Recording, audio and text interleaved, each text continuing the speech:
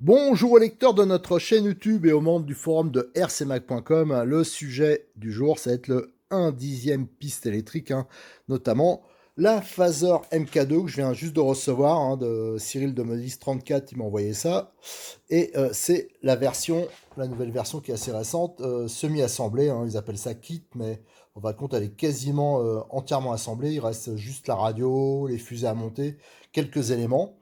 Et je vous ai déjà présenté notamment l'Alpine, donc toutes ces phasers, elles sont généralement livrées en kit RTR, ça veut dire avec la radio, la batterie, le chargeur, et c'est avec ces superbes décorations, comme ici la Camaro, qui est superbe, les jantes sont superbes, enfin vraiment c'est des très très belles voitures qui sont en concurrence avec les Tamiya TT01 et TT02 notamment.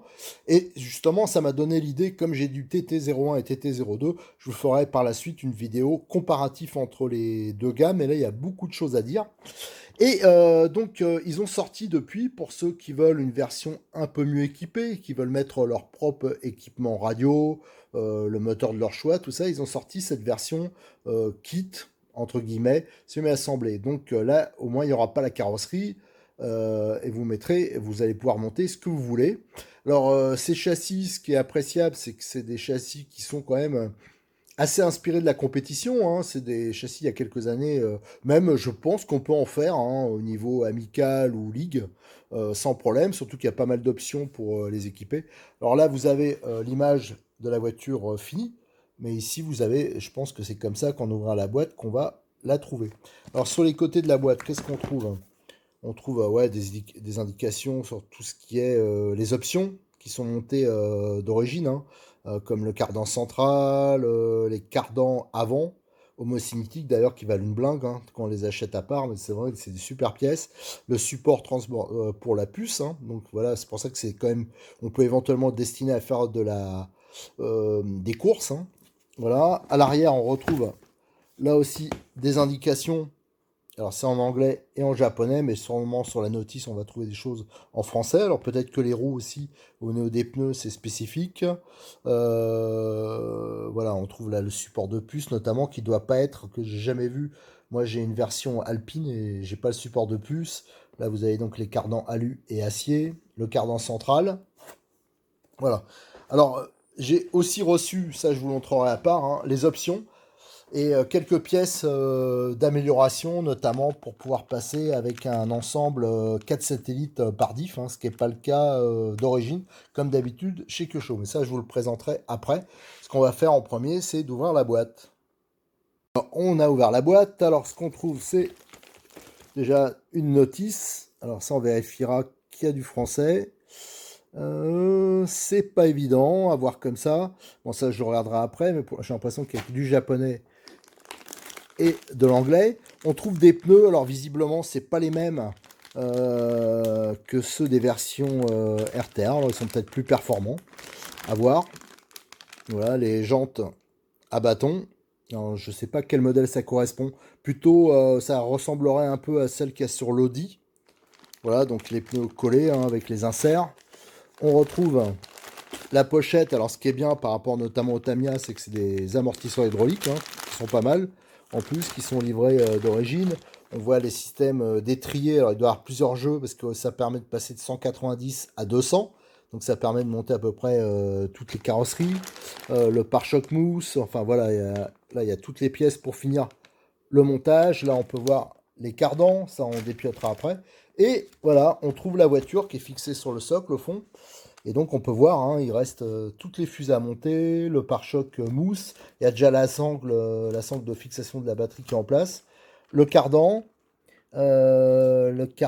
alu. Par contre les noix, c'est toujours les noix version plastique. Alors je vais vous montrer qu'il existe aussi des noix métal, mais bon, je pense les sorties aussi qui sont en plastique ici. Mais ça, je pense que ça posera pas spécialement problème. Voilà, après, on va pouvoir vérifier si l'assemblage, il est bien réalisé quand on va sortir la voiture de la boîte. Alors, au niveau de la notice, hein, je l'ai ouverte, hein, c'est exactement la même que la version RTR, il me semble. Donc à chaque fois qu'il y a une option, il le marque sur le côté. Mais vous voyez, c'est la version, disons, standard, comme s'il fallait monter le kit de A à Z. Donc ça, c'est pas plus mal, parce que, au moins pour ceux qui connaissent pas, s'ils ont le diff à démonter, ils trouveront toutes les indications. Et ça confirme, alors attendez, je cherche, au niveau du différentiel, hein, il y a bien que 2 satellites par différentiel, mais on peut en rajouter 4, hein. Ça, c'est pas un problème. Alors, bien sûr, on démontera déjà la partie dans une autre vidéo, hein, pour voir un peu dans quelle matière, si les coupes coniques, tout ça, c'est les mêmes que la version RTR. Normalement, oui, mais bon, je préfère à la limite vérifier.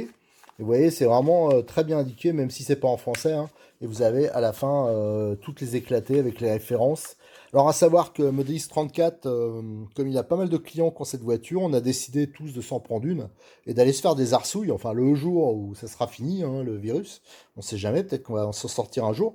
Et là, on a prévu de se faire des bonnes petites arsouilles avec ça. Alors si vous êtes dans le 34, dans le coin, il ne faudra pas hésiter à venir nous rejoindre. Et donc il a ouvert sur son site maintenant, dans la rubrique Kyosho, il y a une rubrique Phaser, il a commencé à mettre les pièces détachées et les options pour cette voiture. Donc ça c'est un très bon point. Il y a de l'outillage hein, qui est livré avec la voiture, donc ça c'est pas mal, hein, c'est toujours pratique hein, pour les pas inversés, tout ça. Donc vous avez cet outil Kyosho multifonction, hein. Donc il y a des empreintes de 3 jusqu'à la plus grande c'est 8. Vous avez ces petites clés aussi 6 pans, alors ça je vous dis évitez de les utiliser. Si vous êtes débutant, il faut absolument acheter ce type d'outil. Ça vaut je crois une dizaine d'euros. Et il y a 4 embouts de qualité qui sont livrés avec, ça sera beaucoup plus fiable. J'ai sorti la voiture de sa boîte, hein, de son socle, et je vais le comparer avec la Camaro, hein, qui est en RTR. La superbe Camaro, enfin, elles sont vraiment très belles, les carrosseries Peugeot. Elles ont l'avantage hein, par rapport aux Tamiya, qui sont peut-être encore mieux détaillées, mais surtout elles sont déjà décorées. Alors pour ceux qui ne sont pas des as de la peinture comme moi, ça permet d'avoir des voitures qui sont assez géniales. On peut mettre les feux, on peut mettre... Enfin, c'est vraiment hyper sympa. Et l'avantage, alors je rappelle, hein, c'est des voitures qui sont livrées tout roulement. Elles ont bien sûr les jantes réalistes, hein, façon maquette. Hein, vous voyez, vous avez même les pneus striés qui sont vraiment très réalistes pour cette Camaro. Vous avez une implantation des moteurs qui sont plutôt pas mal, assez gros, hein. Je crois que c'est des 550 en 14 tours, donc c'est assez puissant. Et vous avez la turbine de refroidissement derrière. Des variateurs, là, des contrôleurs qui sont très connus, qui sont vraiment de qualité. Une radio de qualité. Elle est tout roulement, ça c'est notamment c'est un gros atout par rapport à Tamiya. Voilà, moi je trouve que c'est des très bons produits, c'est du Kyosho. Et voilà, pour celui qui veut une voiture de piste réaliste, c'est vraiment des bonnes caisses. Alors déjà, d'origine, ça va vraiment pas mal, mais je pense que ça peut supporter largement plus, hein. Et si on compare donc les deux châssis, bon, on voit, il reste bien sûr à monter tous les supports moteurs, les mousses, les fusées, tout ça. Ce qui change, vous voyez tout de suite, c'est le cardan central notamment. Donc là, qui est en alu, qui est en plastique ici. Et là, il n'est pas monté, il va avoir un support moteur en alu. Donc c'est quand même beaucoup mieux que le support plastique d'origine. Le montage sera plus rigide et ça va favoriser aussi le refroidissement. Et là, comme on le voyait hein, sur la voiture, quand on la voit monter sur la boîte, hein, il y avait donc aussi le support de puce pour ceux qui veulent faire des compétitions, éventuellement des petites amicales, voilà, ou qui veulent bénéficier du comptage du club. Allez, maintenant, on va regarder plus en détail ce qui est livré dans les sachets. J'ai déballé tout ce qu'il y a dans les sachets. Alors au niveau des pneus, j'ai comparé, hein, comme j'ai une Alpine à la maison, c'est apparemment c'est les jantes et les pneus de l'Alpine. Là vous avez les supports de carrosserie qui sont bien sûr réglables, le pare-choc mousse. Ici, vous avez le système, ça c'est nouveau, hein, c'est le support de puce. D'ailleurs, c'est plutôt un support de puce pour les anciennes versions, mais il y aura toujours moyen de bidouiller. Là, vous avez donc les fusées qui sont à monter. Alors, pour vous montrer que c'est quand même une voiture assez moderne, hein, il y a des inserts et ça permet de régler la géométrie. Vous voyez, en inversant l'insert, vous modifiez la hauteur de la fusée, ça permet de modifier ça. Vous avez les noix avec la fixation des jantes qui est un peu particulière, hein. Vous voyez, c'est un système un peu en triangle, mais pour l'avoir testé, c'est très fiable. Mais pas d'inquiétude au niveau des jantes, hein, des fixations, c'est du standard. Donc vous pourrez monter toutes les jantes du marché. Les cardans arrière qui sont en plastique avec goupille métal, mais pour avoir testé, c'est hyper solide. Ça, c'est nouveau, c'est les cardans option en acier. Alors c'est une option qui vaut cher, donc c'est pour ça que ce kit en fin de compte est valable, hein. Je sais pas si j'ai parlé du prix, je crois qu'il est à 180 euros, le kit que je vous présente actuellement, mais il y a quand même pas mal des options assez onéreuses, notamment ces cardans qui sont vraiment superbes, hein. Acier et alu, et là vous retrouvez le système d'entraînement. Voilà, vous avez les amortisseurs hydrauliques. Alors, ils sont en plastique, mais par contre, ils sont vraiment pas mal, hein. Ils sont archi connus, hein. C'est les mêmes qu'il y a sur ce style de Kyosho depuis des années. Vous avez la plaque de refroidissement moteur en alu, mais ça vaut pas le support moteur alu que je vais vous présenter après et que d'ailleurs je vais utiliser. Ici, vous avez donc le support en plastique d'origine. Et vous avez, vous voyez, des repères. Tout ça, c'est par rapport au nombre de dents. L'entre-dents sera automatiquement réglé. Il suffit de suivre sur la notice. Ça, c'est pas un problème. Vous avez le pignon plastique qui est en plastique d'origine, ici un 32 dents, mais bien sûr vous pourrez monter une version métallique, soit acier, soit alu. Ça c'est pas un problème. En plastique, moi je l'ai testé, pour l'instant je suis resté avec les plastiques, il n'y a pas de problème. Ici vous avez donc les fusées avant qui ont la particularité d'intégrer les rotules. Alors ça c'est assez spécial le système, mais ça marche vraiment bien. Vous avez donc les disques avec les petites étriers pour faire joli, hein. Donc vous avez ici deux hauteurs, hein. Ici c'est pour, je pense c'est pour du 190 mm. Et là vous avez la version plus large pour les carrosseries en 200. Et ici, c'est les joints, la visserie, enfin, il y a pas mal de choses qui sont livrées pour finir le kit. Après, on va arriver ici. C'est quelques pièces et options là, que Cyril a commencé à mettre en stock, hein. Il essaie d'en avoir un maximum. Il y a notamment le support moteur. Vous voyez, il y a une belle pièce en aluminium ici. Donc ça, je vais la monter direct, celle-ci. Vous avez, pour ceux qui veulent se faire plaisir, vous avez les supports d'amortisseurs en carbone. Voilà, ça c'est pour faire plus racing, hein, plus joli, gagner un peu de poids, un peu de rigidité. Vous avez aussi des jeux de ressorts. Ici, vous avez un jeu de médium, soft, super soft, donc ça permet d'adapter la tenue de route de la voiture, hein. Les joints, ça j'ai pris parce que c'est les joints de différentiel, ça faut toujours en avoir d'avance. Ici, vous avez les noix de transmission en métal, hein. Euh, Vous avez au niveau diff, au niveau de transmission centrale. Ici, ça, c'est les pignons. Alors, par contre, j'ai pas les axes. Il faut que je commande. J'ai oublié de commander les axes de satellite. Mais le sachet VZ012, vous pouvez voir que je crois qu'il y en a un minimum 8 des satellites. Il y a au moins 4 planétaires. Il est hyper complet le truc. Donc, parce qu'on a juste besoin, en fin de compte, de 4 satellites pour le passer en 2 diff. Qu'est-ce qu'on a? On a les cordes de diff, ça j'en ai pris. C'est bizarre, c'est vendu. Bah, c'est plutôt pas mal d'ailleurs. Il y a deux cordes de diff complets avec. On a les kits amortisseurs tout alu. Alors ça c'est une option pour ceux qui voudraient passer des amortisseurs entièrement en alu. Voilà. Vous l'avez ici. Alors toujours avec la qualité Kyosho, hein, au niveau des amortisseurs. Et vous avez la fameuse option cardan homocinétique à l'avant. Acier et alu, par contre, elle est assez onéreuse. Voilà. Après, ce qu'on va regarder maintenant, c'est faudra mettre une carrosserie. Alors dessus, moi, je vais monter direct un équipement brushless, hein. Je vais essayer de mettre du matos correct. On va essayer de faire parce que Bruno, là, va falloir. Il y a le pote Bruno qui s'en est pris une aussi. Il y en a plusieurs qui ont pris ça. Il va falloir éviter de se faire trop gratter. Donc, on va essayer de bien monter ça. Alors maintenant, on va regarder les carrosseries éventuellement qu'on peut monter dessus.